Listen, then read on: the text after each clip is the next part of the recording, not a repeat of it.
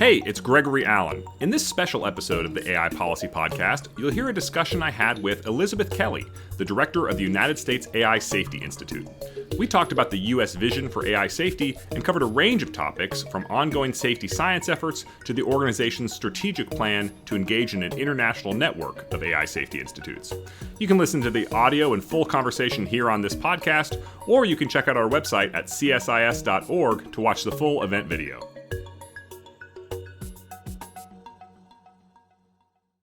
I'm Gregory Allen, the director of the Wadhwani Center for AI and Advanced Technologies here at the Center for Strategic and International Studies. AI safety has been one of the most incredibly talked about topics in AI policy for several years now, and we have the perfect person to outline the U.S. vision for AI safety, and that is Elizabeth Kelly, the inaugural director of the U.S. AI Safety Institute, a new institution that was created just in the past few months and is going to be the foundation for setting a lot of the policy, guidance, and other documents around AI safety here in the United States, and also has an important role to play internationally. Elizabeth Kelly, thank you so much for joining us today. Thank you for having me. We're going to get really into the weeds on what the AI Safety Institute is up to, but before we go there, I wanted to hear a little bit about you and how you came to occupy the role as the inaugural director of the AI Safety Institute. So I am thrilled to lead the amazing interdisciplinary team that we have at the U.S. AI Safety Institute. I've spent most of my career in public service, including most recently at the White House National Council, where I was one of the driving forces behind the AI executive order and helped lead a lot of our AI policy engagement globally. Before that, I was in the private sector, where I helped start and then scale a startup from seed stage through acquisition. I think that this role is really a combination of those two things. It's how do you create a nimble startup that is able to tackle big things, and how do you operate inside of government with all of the complexities, challenges, but also huge opportunities that creates. And that's really what we're doing at the AI Safety Institute, is creating a nimble entity that's able to respond to this incredibly rapidly changing technology while leveraging the huge power of the US government and governments globally to make sure that we're promoting safe AI innovation. Really exciting, and a really great background preparing you for this really important moment in AI policy and AI safety. So I think some folks in the audience will be deep in the weeds in AI safety and have been talking about these issues for years, and others will be just learning that there is such a thing as an AI Safety Institute. So can you help us understand, what is this institution? What problem was it trying to solve, and what sort of measures and actions is it going to take to help work through those problems? So our mission at the AI Safety Institute is really to advance the science of AI safety. And that means both assessing and mitigating the risks that advanced AI models could pose, so that we're really able to harness the tremendous innovation that we all know is possible and the benefits that we want to see. We think about our work in a couple of different buckets. One, we are really focused on testing, building out evaluation suites, so that we can test new models prior to deployment across a range of risks. And we're working closely with the companies and have commitments from all of the leading frontier model developers to work with them on these tests. We're also going to be putting out a lot of guidance. We think it's really important to cultivate a robust ecosystem of researchers, academics, in-house evaluators at the labs, who have clear guidelines on what is best-in-class testing and evaluation look like, what risk mitigations should be in place, and how do we evaluate the efficacy of those risk mitigations. Synthetic content, what are the best-in-class techniques? Something that we know is evolving very quickly. And the last piece is really around research. It's an unusual function for a government entity to combine testing, guidance, and research all in one. But I think that speaks to the fact that there are so many open questions in AI safety right now. How these models work, why they produce some of the outputs they do, what safeguards are most effective. And so we really need to have a virtuous cycle of research, testing, guidance, all informing each other. And we need to be doing it in a way that brings together all of the many stakeholders, both all of the agencies across government for their expertise, countries across the globe, folks in the private sector, in academia, and civil society, so that we can all work together to get this right. So you mentioned that you're really focused on advanced AI and the absolute frontier. So not just, the AI that can detect cats in a picture that's existed for more than 10 years now, but really the bleeding edge of the state of the art in terms of AI is where the AI Safety Institute is focused. Is that fair to say? Yeah, I think that's fair to say. And I think that's in part because of sort of our origin story as we think about the president's executive order. So as we think about that document, I'm sure lots of your listeners have read it, but I think about it in really three different buckets. A lot of it is focused on how do we spur AI innovation? And that means increased money for R&D, attracting and retaining talent, upskilling talent, protecting IP, all of the things that we know we need to have a robust innovation ecosystem. The second piece is focused on sort of the application and adoption of AI.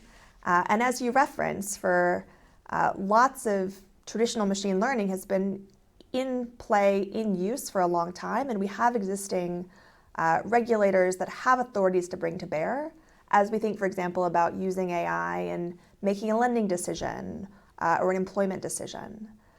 What we are really focused on at the AI Safety Institute is the underlying frontier models that are powering all of this innovation. And this is something that is so new and so dynamic that we really need to be nimble. And it's why we're focused on the research. It's why we're not a regulatory organization. It's why we're able to work across the government. And I think that's a pretty unique sweet spot. Yeah, the fact that you are not a regulatory agency, but you are a safety agency is interesting, I think, because you're not telling companies, thou shalt do this, thou shalt do that, but you are saying, this is what our consortium has identified, which includes industry participation, academic participation, and your own government in-house experts, has identified as a best practice. Is that sort of fair to say? I think that's fair to say, and I think that industry has a real incentive to get this right. We know that if something goes wrong, that can be one of the biggest blockers to innovation. And so I think they're... And adoption too, I would say. Absolutely. Right? Yeah. And so I think they're eager to work with us, and we bring to bear really unique expertise across the federal government.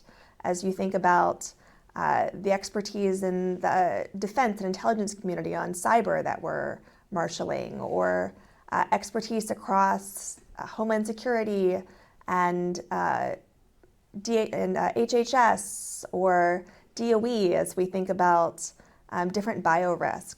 So we're really well positioned to help the companies make sure that they are testing and deploying safe models, and hopefully it can be a good partnership. So I want to ask about that partnership because I think some folks would say, as you said, that industry already has an incentive to be safe, right? They want to be safe because they want their customers to buy more of the stuff, and they probably would if it was safer. So if industry already has this sort of incentive to pursue safety, what is the argument for why the government needs in-house capacity around those three areas that you mentioned, as opposed to just leaving it to industry or academia, et cetera? So a couple of things I'd say. One is the stakes are so high here. We are seeing AI develop so quickly. I think back to less than 2 years ago with the launch of ChatGPT. Feels like a lifetime ago. It really does. But we're already seeing sort of leaps and bounds in AI innovation with new capabilities, especially in the multimodal space, models that are increasingly scoring higher and higher on different scientific benchmarks used to assess capability. And we know that that pace of innovation is likely to continue. And I think that the US government has a role to play here in helping make sure that its citizens are confident in the safety of the models that are being deployed and put out in the public, that we're preventing the possibility for misuse. And I think we have unique expertise to bring to bear. As I said, as we're thinking about risk, national security, and public safety, this is a pretty core government function. And we at the US AI Safety Institute are really the tip of the spear in terms of marshaling that expertise across government and bringing it to bear with the companies. The last point I'd make is that because this is moving so quickly, you're seeing different standards of best practices coming out of different labs, different research institutions, different nonprofits.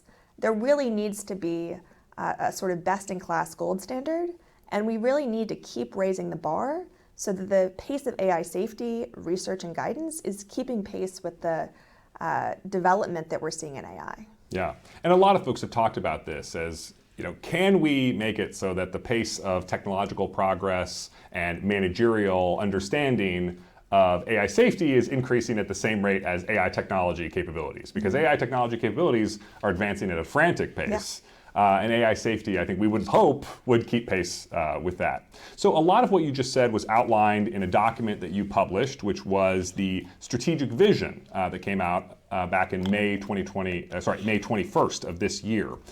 You've already talked a little bit about the goals and objectives in that document, but I want to press you on this fundamental research question. You said that it's a little bit unusual for a single government entity to have roles in testing, guidance, and fundamental research. When I think fundamental research, I normally think National Science Foundation. When I think testing, I think agencies like the National Highway Transportation Safety Agency, those sorts of things. So I'm sort of curious, why did you make the strategic choice to actually have government individuals engaged in fundamental research?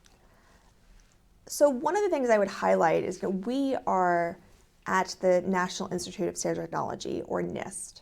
A legendary agency for nerds everywhere, but exactly. This agency has won Nobel Prizes. They're useful in so many different ways. Yeah. Right. So this agency's been around since 1905. It's won Nobel Prizes. We have an incredible scientific base, and they have done really good scientific fundamental research over their 120-year history.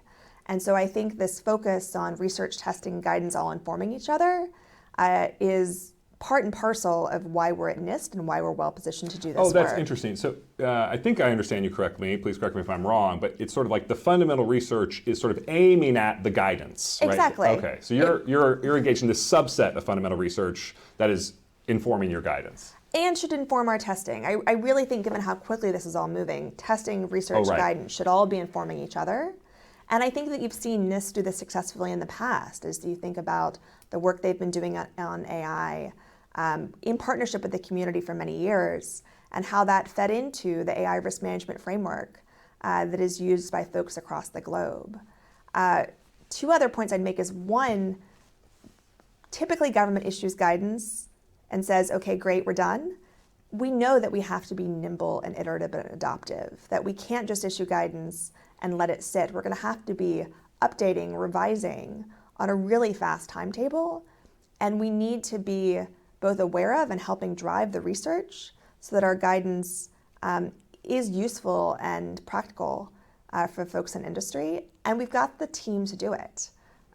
My head of safety was one of the inventors of reinforcement learning by human feedback, which is one of the key drivers of AI development and AI safety, and we're recruiting top researchers from MIT, Stanford, who are working hand in hand with the tremendous NIST scientists. And so these are folks who could be making $1 gajillion in the private sector, but actually want to contribute to this mission of AI safety and serve. Yes, I think it's really inspiring to see the number of patriots in this field. Yeah, and you mentioned Paul Christiano, who was the inventor of reinforcement learning with human feedback. I mean, that's one of the original safety procedures for large language models. So it's not like you've got, government chumps pretending like they understand this. You really got some of the leaders in this field already willing to serve in public service, which is great.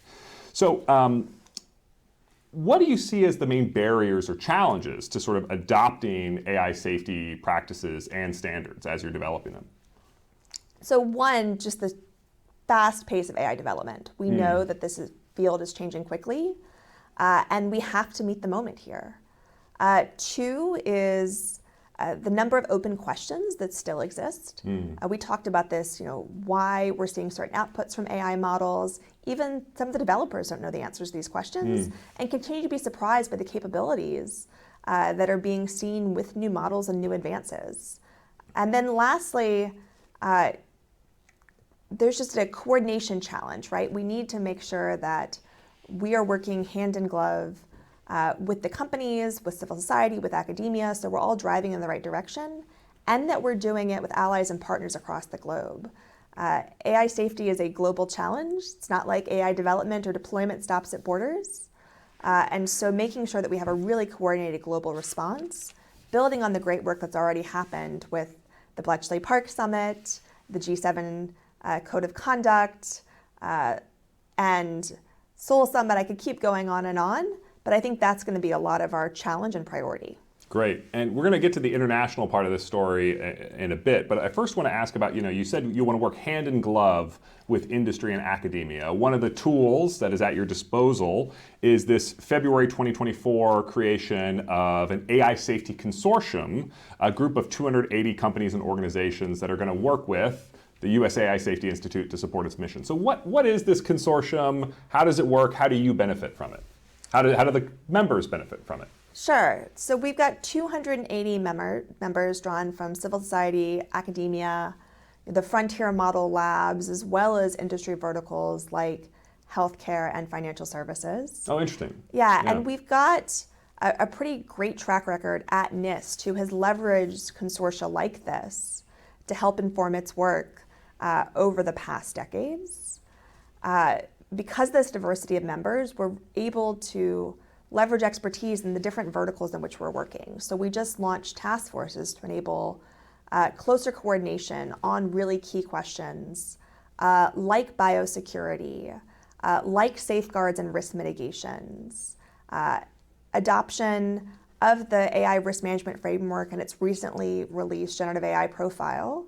And we're excited to get in the weeds with these folks so that we can improve the evaluations we're developing, improve the guidance we're issuing, and make sure that we're seeing broad community adoption, because that's really why we exist.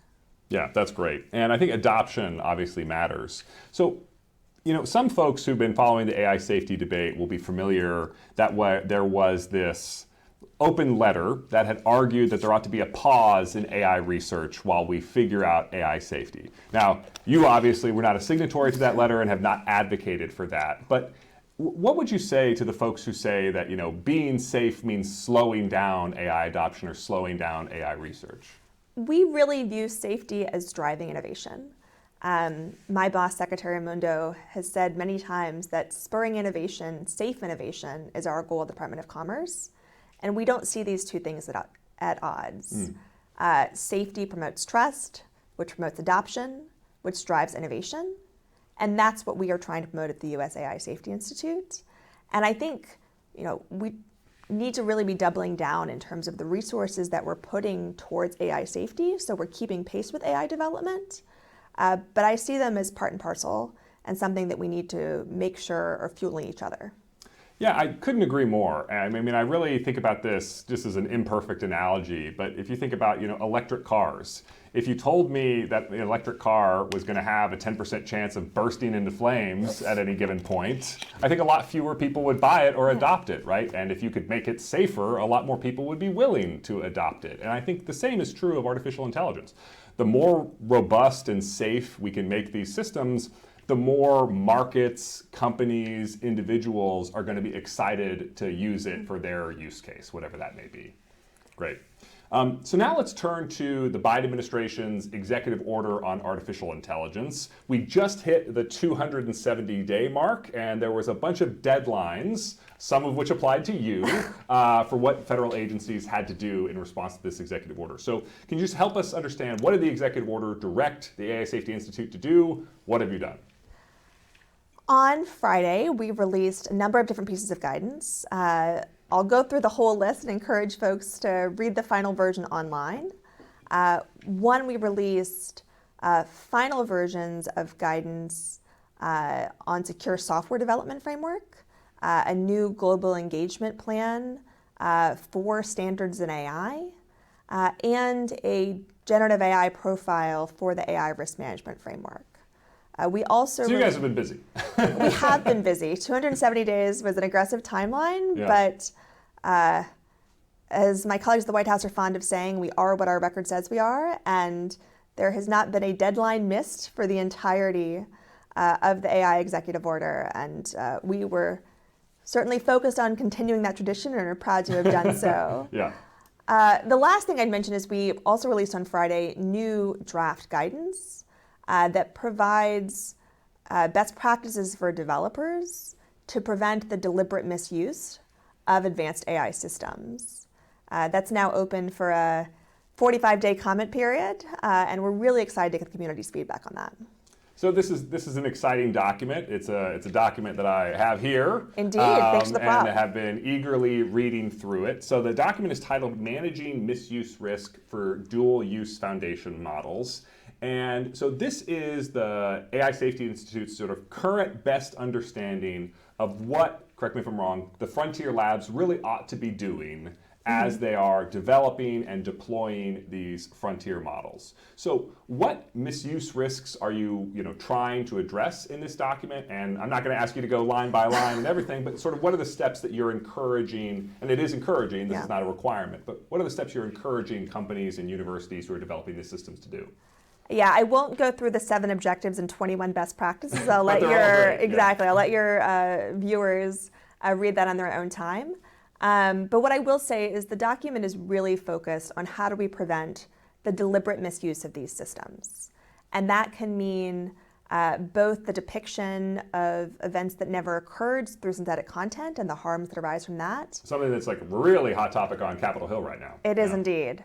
It can also mean the use by state and non-state actors to perpetuate more potent and dangerous offensive cyber attacks, or enable the development of chemical and biological weapons, risks that we're very closely monitoring, and that all of the labs are focused on making sure that we prevent. Yeah, let's talk about cyber attacks just for one moment. So I am not an especially talented computer programmer. I'm a pretty lousy computer programmer, but I do remember that one of my first projects that I did was this game that I wanted to make, and it took me many months, to teach myself everything I needed to know to make this game. And recently I had the experience of just describing the game to one of the major commercial large language models, and it programmed it instantaneously. Yep. So everything I had spent months learning how to do, it could just do for me based on an everyday English kind of a request. So that's lovely for folks who want to make games or want to make useful applications. It's not great news for a planet that is worried about more and more people being able to perpetrate cyber attacks, right? Because if you think about describing the capabilities that you want from a system, these large language models, if they're not properly secured, if they don't have the right practices in place, maybe they could lower the barriers to entry for folks who are interested in perpetrating cyber attacks, but maybe don't have the technical chops to do it at this current stage. Is that sort of a fair description of the risk you're thinking about? I think it's a very fair description, and that's why we use the technical term dual-use foundation models.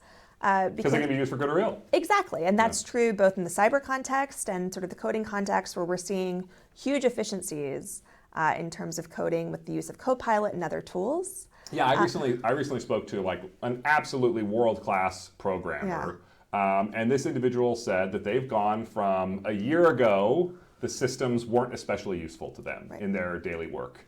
And just in the past year, the amount of progress has been so significant that they now use these systems all day, every day in helping to generate code. And this is somebody who's at the absolute, global state of the art for their domain of computer programming. It's a really incredible pace of progress. It really is, and I think it's just one indication of the huge possibility that AI offers. The same is true in the bio context, where we're seeing AI lead to new drug discovery and development on a much faster timetable that could help solve previously intractable diseases, which is incredibly exciting for all of us. But the flip side of that is that there are real national security and public safety risks that could emerge and that we're monitoring as we think about the biological and chemical weapons space. And so it's the flip side of the coin. And what the guidance really tries to do is sort of outline how can developers be thinking about monitoring and mitigating these risks across the entirety of the life cycle. And is it fair to say that the document is really aimed at developers? It is aimed at developers, but I think it's also useful for deployers or adopters, and they know what questions to be asking the companies that are creating these models. We think about that in the U.S. government as a potential procurer of these systems. And the hope is that it will arm the entire ecosystem to help make sure that developers are accountable, are putting in place safe practices. And that's why the guidance really doubles down on the need for transparency and a lot more publicly available information about what testing is being done, what mitigations are being put in place so to really spur this ecosystem of safety. That's really interesting. So, it's not a regulation. You're not saying Microsoft, Google, OpenAI, Anthropic, thou shalt follow this. But, the chief technology officer of a bank might look at this document, and then when they're talking to Google or Microsoft or whomever, they can say, are you doing this? Show me that you're actually doing this so that I know that my system's going to be safe if I'm going to put it in front of my customers. Exactly.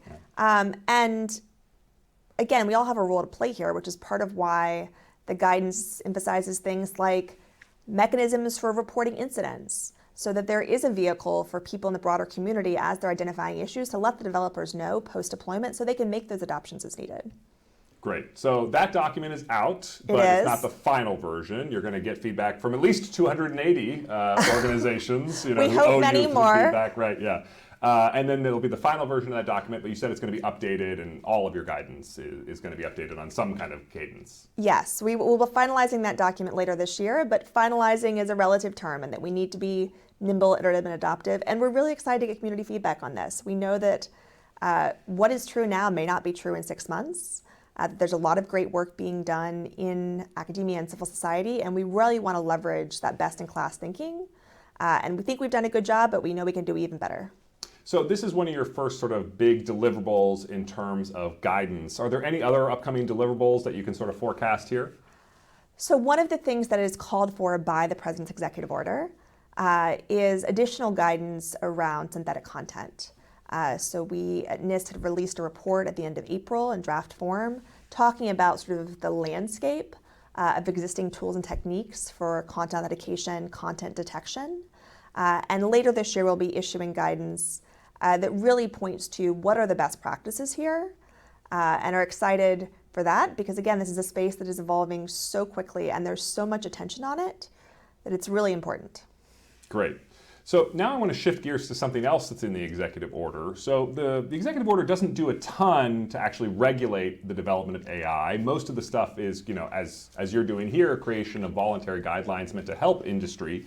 But there is one requirement that was levied upon industry, which is transparency requirements around not this generation of frontier AI models, but sort of the next generation of what is going to be the state of the art in 4 months, 6 months, 12 months, whatever. Can you just help us understand what was this transparency requirement that actually called upon the Defense Production Act, and why did the administration choose to go this route? So this goes back to the point I've made about the importance of the U.S. government sort of being able to monitor and hence mitigate the risks of AI as we see huge improvements in capabilities with great opportunities, but also a lot of uncertainties. And the requirement that you're referencing is for companies who are training models up to 10 to 26 flops to... 10 to the 26 flops, which I'm sure everybody knows, but for, just refresh their memory. Yes. Basically, these are... The way to think about it right now is that most of the models that are in market are trained up to 10 to the 25th. So if you think about the GPT-4s or others, that's sort of the threshold that we've hit. And this is flops as a measure of how much computing capacity was used to train. So the current ones are incredibly, unfathomably huge, but the next generation is going to be literally 10 times huger. And they're sort of saying that in order to understand who this requirement applies to, we're using as sort of an imperfect, but it works for now, metric of how much computing capacity did you use to train your AI model? Yes, I think you explained it well. And what that says is that these companies have to report to the federal government on the existence of these models, as well as on whatever red teaming or testing that they're doing. Now, this information is kept confidential by the government. It will not be shared more broadly. But the work that we're doing at the AI Safety Institute in terms of what best-in-class testing and red teaming can look like will actually help inform, I think, a lot of the questions that are coming out of this. So again, we are one government, one Department of Commerce, all working together to learn from each other's efforts. I think we build on that in our guidance. By encouraging companies to also make a lot of this information publicly available through transparency recommendations. So again, we're cultivating this ecosystem of safety because we cannot and are not doing this alone. So you've got this visibility that is, the companies are going to show you sort of what's under the hood of their AI systems. They're going to show you what are their safety procedures, other things like that. And that gives then your researchers the opportunity to think about, here's where the current state of the art is, here's where our guidance therefore should be. Now, does that include something like incident reporting or incident monitoring? If these companies have safety violations probably not the right word, but if they have safety problems, are they then required to give that information to you, or how does that transparency requirement work? So this is being led by my colleagues at BIS, and the rules and regulations for this reporting have not yet been finalized. So I think there's still some open questions. So what is you're at NIST, which is part of the Department of Commerce, Bureau of Industry and Security, BIS, also part of the Department of Commerce. So when I think, who should be in charge of these AI safety transparency, I sort of naturally think of you, but it is the Bureau of Industry and Security. So what's the relationship for this activity between your two organizations? We obviously work very closely with our colleagues at BIS, but they are the ones who sort of have the regulatory requirement under that DPA authority. Yeah, they own this part of the Defense Production Act, so it kind of has to be them, right? Yes, but we're certainly working very closely with each other. We're probably their first call.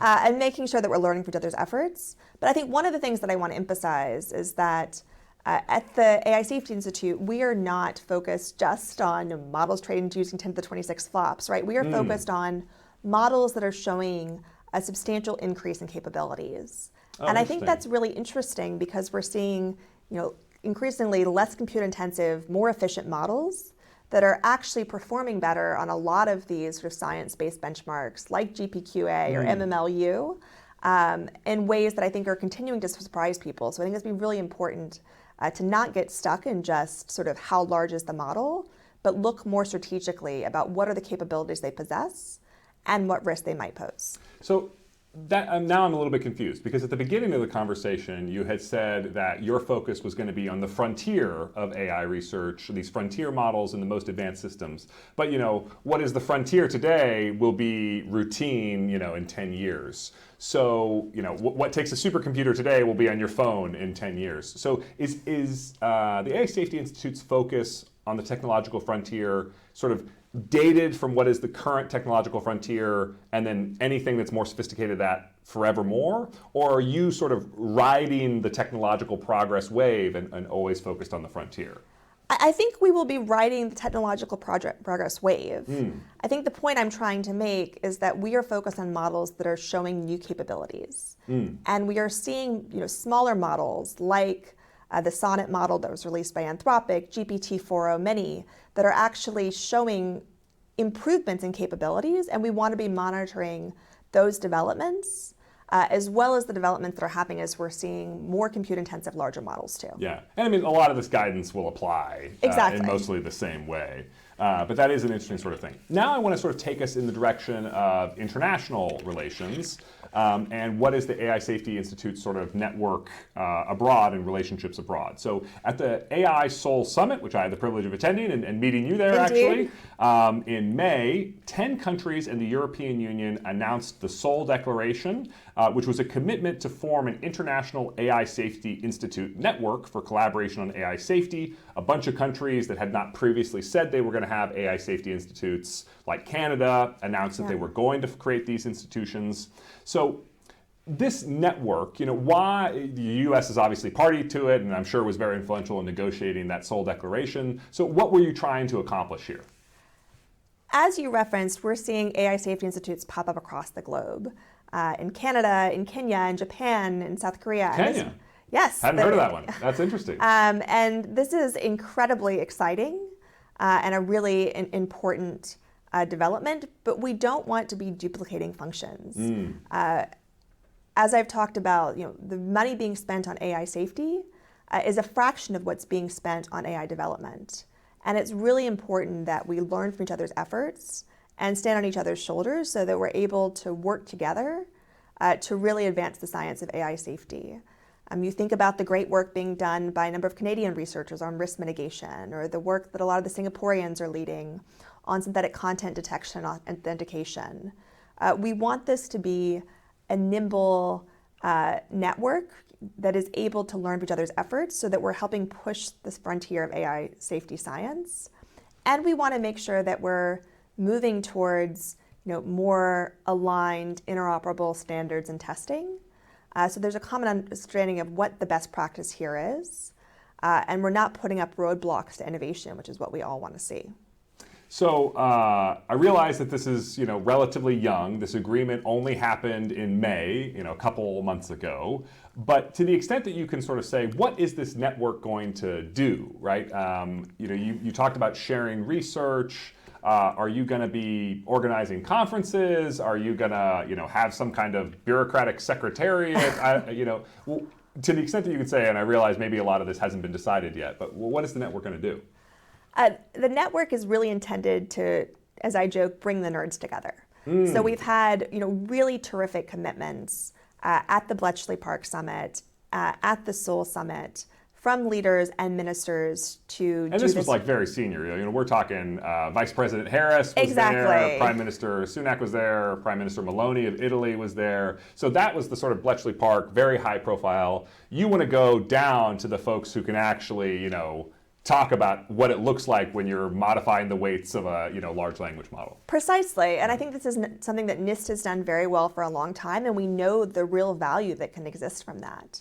And so our hope is not only are we exchanging sort of best-in-class research, we're starting to reach alignment in terms of what the best practices for testing and evaluation, risk mitigation look like, because we're going to see more and more countries not only rolling out safety institutes, but also putting out legislative regimes, and it's good to have sort of some consensus around what this should look like. I also think that there could be opportunity to do some joint testing, especially as we think about open source models. So early days, the sky's the limit, but we want this to be decentralized, nimble, and really enable the deep technical conversation between trusted allies and partners. I think that's a really important thing that you just said. So that the range of actors who are participating in this, ranges from the US AI Safety Institute, which does not have a regulatory function, to the EU AI Office, which has this AI safety vertical, but is also charged with enforcing the EU AI Act, which is explicitly a regulatory action and does include regulations that apply to dual-use foundation models, for example. And as I think about it, you have all of these standards, you have all of these procedures, and sometimes they are going to be recommendations, guidance, and sometimes they are going to be compulsory.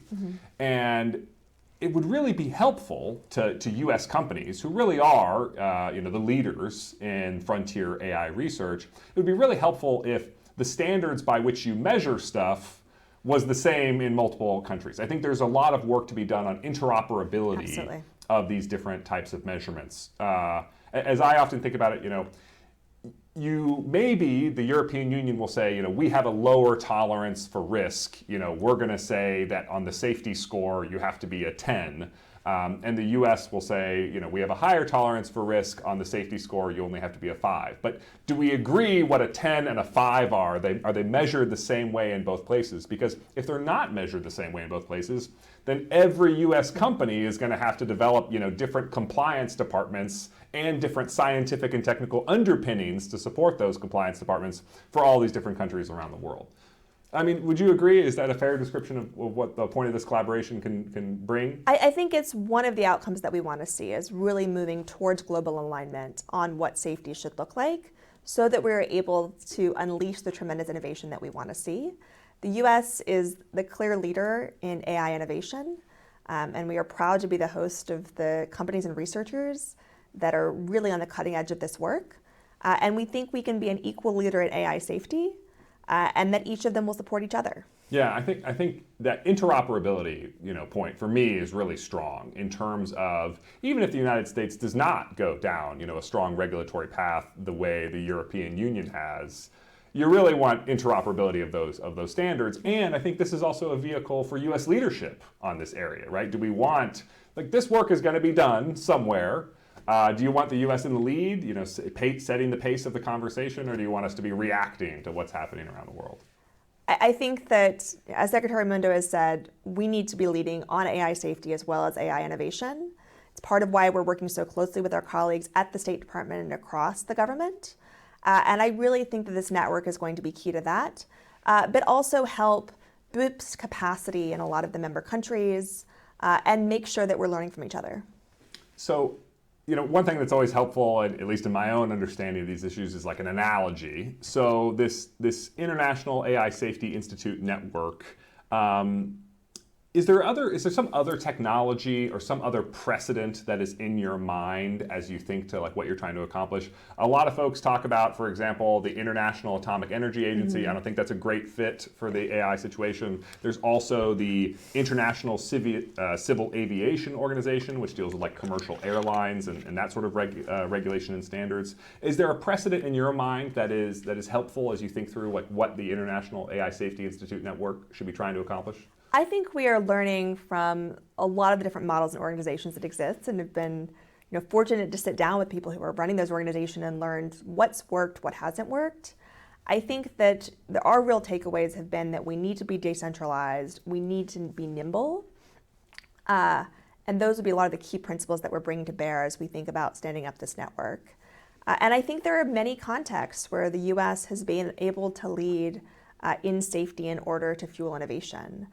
We think about, for example, airplane safety requirements, which have been adopted across the globe and really reflect a lot of the US leadership and know-how here. Now, obviously, ours are not requirements, they're guidance and best practices, but a lot of the same principles can apply.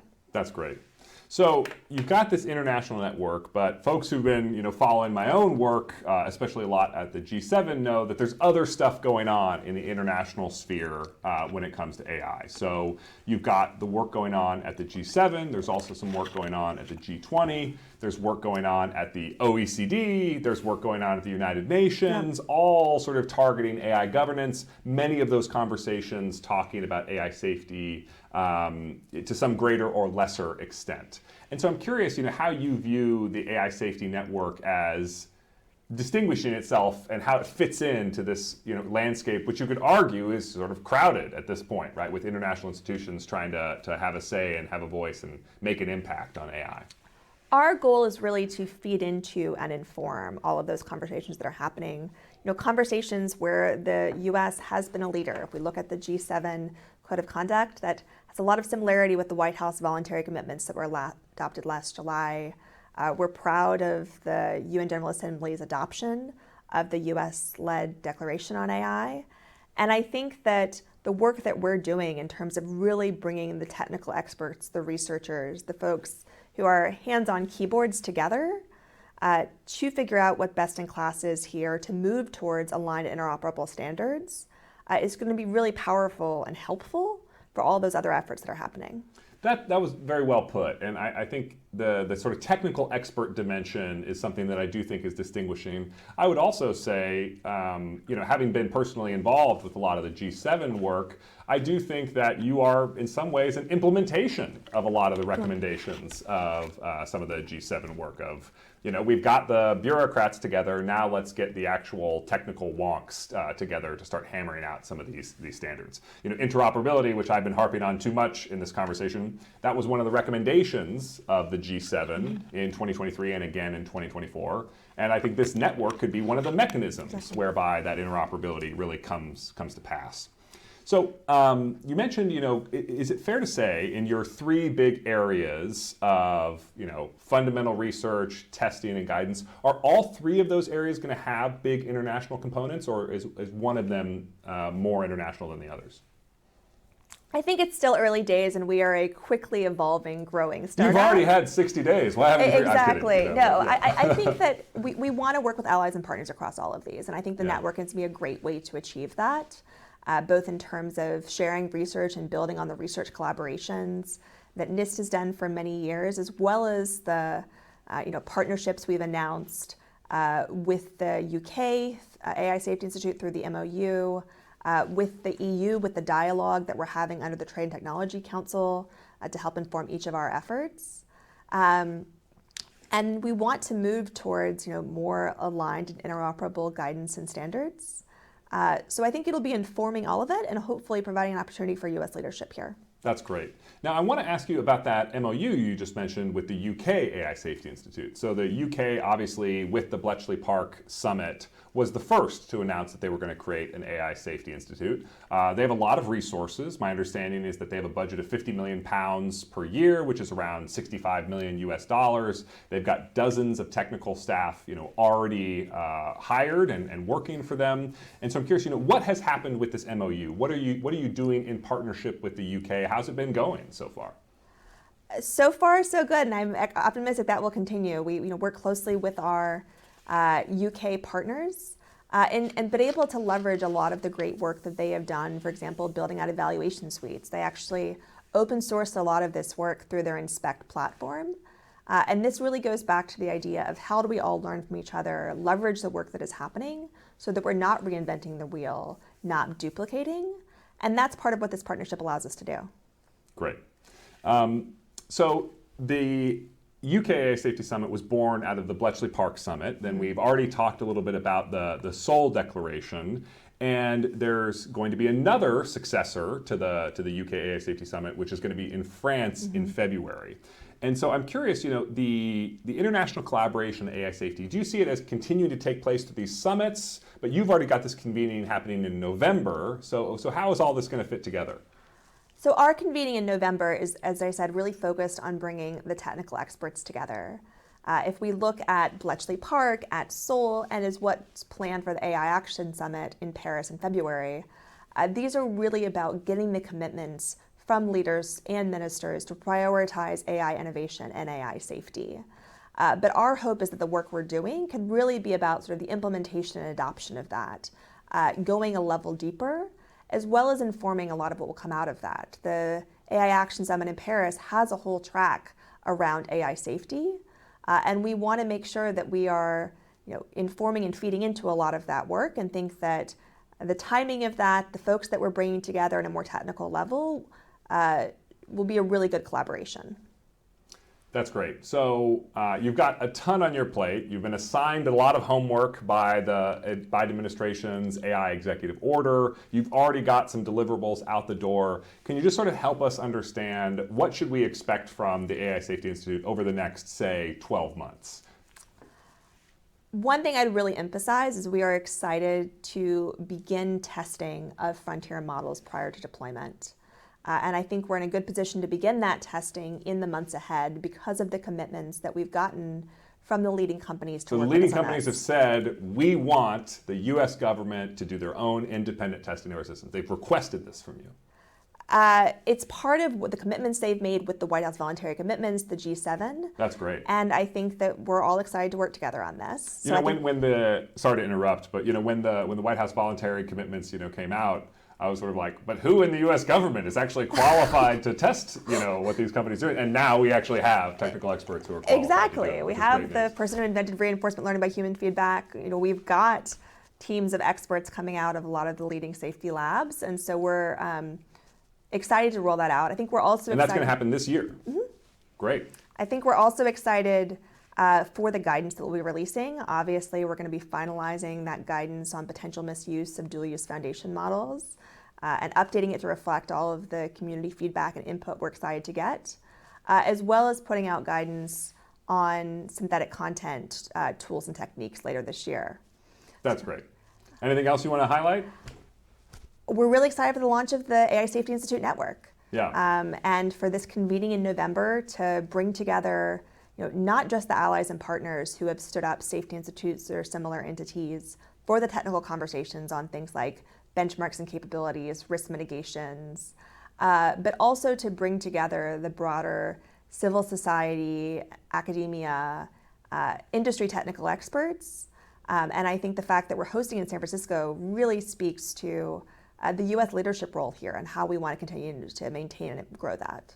Well, it's been really encouraging, not just that your organization now exists, but that it's had such a fruitful, first few months of existence and is already, producing work that's really going to move the needle. Elizabeth Kelly, thank you so much for spending the morning at CSIS. My pleasure. Thanks for having me, Greg. Thanks for listening to this week's episode of the AI Policy Podcast. Be sure to subscribe on your favorite podcast platform so you never miss an episode. We'd also love to hear from you, so reach out to AIPolicyPodcast@csis.org with your suggestions and feedback. And finally, don't forget to visit our website, csis.org, for our latest research reports and events. This podcast was produced by David Lutfi, Isaac Goldson, Sadie McCullough, Teddy Foley, Sam Gonzalez, and Arena Petrick. See you next time.